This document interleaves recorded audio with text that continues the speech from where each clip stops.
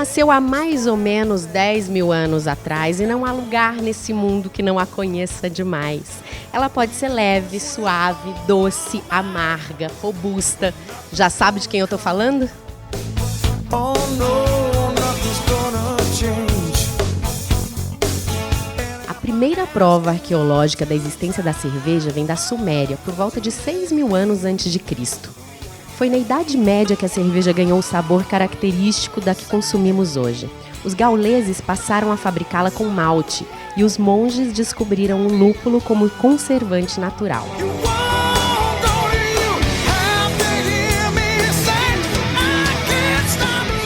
A Lei Alemã de Pureza é o mais antigo código de alimentos do mundo e ela estabelece que os únicos elementos que podem ser utilizados na fabricação de cerveja são água, malte, levedura e lúpulo.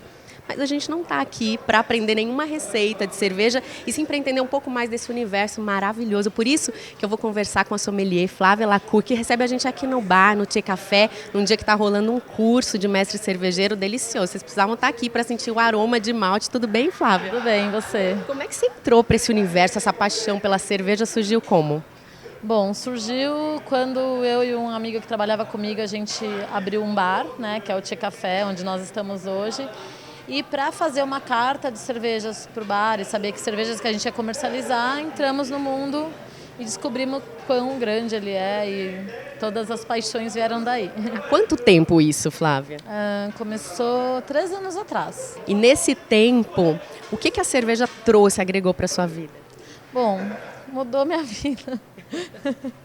Eu era uma pessoa da área de informática e desde que eu abri o bar eu entrei para o mundo da cerveja e como eu gostei muito, me apaixonei, me especializando, aprendi a fazer, criamos um curso para ensinar as pessoas a fazer, faço cerveja toda semana, faz 2 anos e meio já, mas por puro prazer, assim, realmente a gente gosta muito. Só para a gente entender, qual que é a diferença básica entre a cerveja industrial que a gente compra e a cerveja artesanal?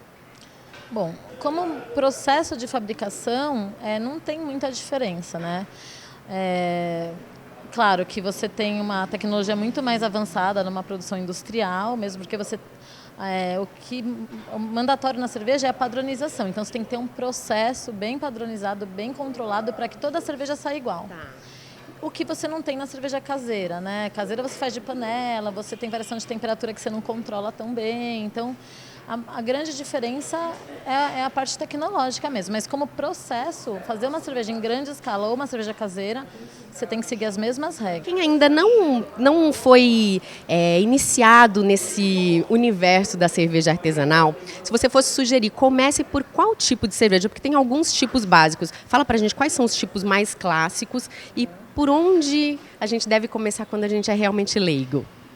Ou então, para você entrar num mundo mais saboroso de cerveja, né, vai muito do gosto pessoal. Nós estamos acostumados com a cerveja de mercado, as mais comuns, que são bem suaves. Então, se você introduzir uma cerveja muito saborosa ou muito amarga para uma pessoa que não está acostumada, ela pode gostar muito porque é o paladar dela, mas ela pode recusar e acabar não tentando outra oportunidade. Então, geralmente, uma pessoa que não conhece cerveja, você vai com uma de trigo, que é uma cerveja que ela é muito frutada, ela tem um aroma bem gostoso, né?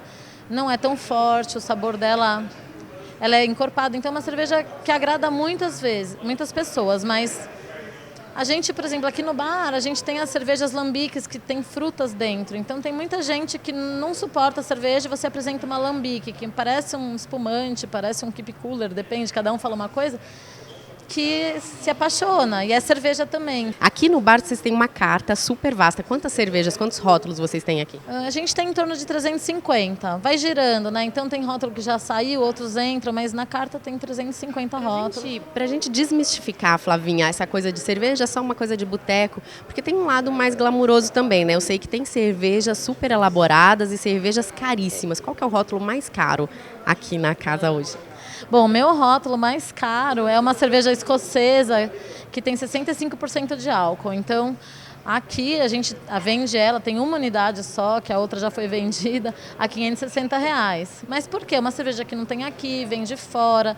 Você não toma, apesar de ser uma long neck de 330 ml, você toma um shot, porque realmente é uma experiência diferente. Mas, no geral, Você tem cervejas muito boas a partir de 20, 30 reais já, que são muito, muito especiais, tem sabores diferentes. Com a Revolução Industrial, a fabricação da cerveja ganhou produção em larga escala. E no Brasil, a cerveja demorou a chegar. Chegou somente em 1808, quando a família real se mudou para a colônia. Mais um futuro mestre cervejeiro. Renato, qual que é a sua profissão? Eu sou gerente de projetos. Gerente de projetos. E a cerveja é o quê? Um hobby ou é uma futura profissão também? A cerveja hoje é um prazer, mas eu tendo a conseguir fazer com que ela seja um hobby que se custeie por si só. Renato, a produção falou, você não pode deixar de falar com o Renato, que ele sabe tudo da história da cerveja. Qual que é a sua favorita? Eu gosto muito da cerveja IPA, a Indian Pale Ale, né? Ela tem uma história engraçada, porque ela, segundo as pesquisas que eu fiz, não sou um grande entendedor disso, se alguém puder me corrigir, por favor, mas ela tem uma história de que diz que a Pale Ale, Pale Ale, né, como a gente leria em português, ela era uma cerveja inglesa, produzida na Inglaterra, e na época da colonização da Índia, quando os ingleses dominaram a Índia e começaram a colonizar a Índia, eles tinham que exportar essa cerveja para lá. De barco, ela demorava muito tempo para chegar e ela acabava chegando lá estragada. E aí eles começaram a perceber que o lúpulo é o grande conservador da cerveja, é o ingrediente que mais conserva a cerveja. E aí eles começaram a adicionar mais lúpulo para ela durar mais tempo pela viagem, para conseguir chegar até a Índia ainda em uma condição de uso, uma condição boa. E aí essas pessoas começaram a beber essa cerveja e descobriram que ela era uma cerveja gostosa. E daí nasceu um novo tipo de cerveja. Então é interessante porque era uma transação comercial, a princípio para fazer essa cerveja render até a viagem toda, mas ela acabou virando um tipo de cerveja que hoje é muito apreciado pelo mundo. Quando a gente começa a estudar, a gente vê isso, né? Muitas coisas surgem por acaso. A própria cerveja, né? A junção do cereal com a água que fermenta e produz o álcool, depois a coisa do conservante, do lúpulo. Então é um universo sensacional, é uma cultura, é uma arte também, né? Com certeza. E a cada tempo você tem que ir descobrindo mais, né? Você toma uma cerveja hoje, você toma uma cerveja amanhã, o seu paladar muda, o tipo de comida que você está consumindo junto muda. Então, a forma com que você consegue descobrir esse mundo ainda é muito particular e é muito gratificante, né? Você quer aprender a fazer para fazer as mais tradicionais que você gosta, as IPAs, ou para criar receitas? Eu não sei se eu vou conseguir um nível tão avançado para criar, porque a criação ela tem muito de tentativa e erro, né? Especialmente no que a gente fala de cerveja artesanal. Mas eu quero com certeza poder produzir uma cerveja para oferecer para os meus amigos uma qualidade que eu gostaria de ter para o meu próprio consumo. Renato Beer. Exatamente. Obrigada, saúde, Renato. You can change your friends, your place in life.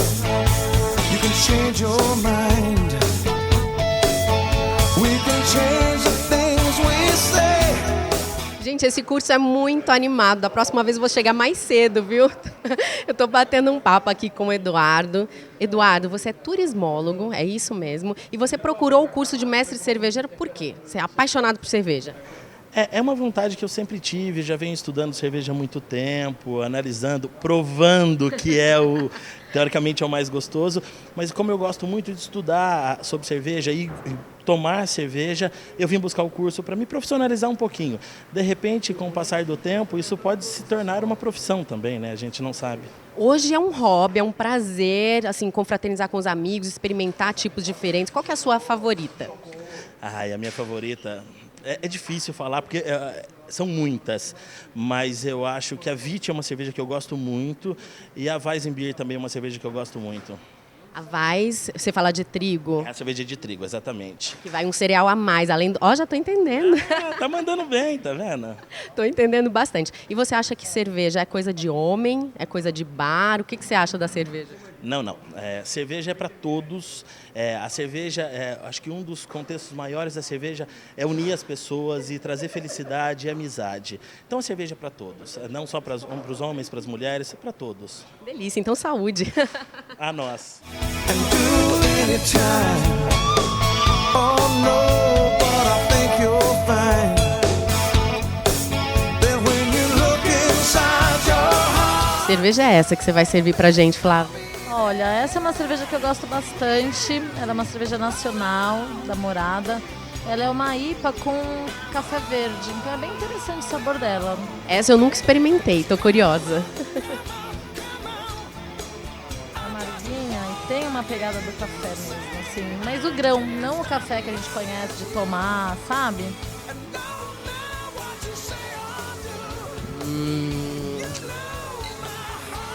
A melhor hora.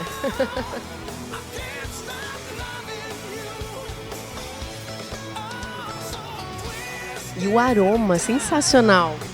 Ela é muito cheirosa e ela tem o... Não sei se você já pegou café mesmo, né? Ela tem bem remete ao grão do café, eu acho bem interessante. E é refrescante, bem amargo. Bastante amarguinha, você pode tomar várias. Gostei, mas na verdade esse papo aqui é para você contar um pouquinho mais para a gente do seu projeto novo, Flavinha, o Cervejando pelo Mundo, que vocês sabem que a Flávia é colunista aqui do site e a coluna dela tem esse mesmo nome, que é o projeto que ela está desenvolvendo agora, está saindo pelo mundo.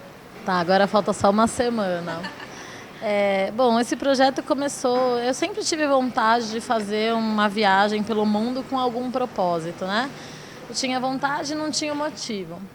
Quando eu abri o bar e comecei a trabalhar com cerveja, e cerveja tem no mundo todo, eu pensei que poderia ser futuramente o motivo da minha viagem, né? Da minha volta ao mundo, da minha visita em diversos países, com o propósito que eu sempre quis. E agora eu estou amadurecendo isso. Então eu vou fazer uma viagem longa de 7 meses e estou amadurecendo esse projeto. A minha ideia é vivenciar o que vivencio aqui no bar em outros países, né? Então, juntar uma galera, ver como que é a galera quando se une para fazer uma bebida, não necessariamente a cerveja, mas pode ser um whisky, pode ser um chá, uma bebida de uma tribo específica. Então, eu vou passar por lugares diferentes, não vou fazer uma rota cervejeira comum, né? Eu vou passar por países frios, países não tão visitados para esse meio, mas em busca de estilos de vida em volta da bebida. Flavinha, e para quem quer conhecer mais do universo da cerveja, o que você sugere de roteiro assim imperdível? Comece ou não pode perder, um lugar que não pode deixar de ir?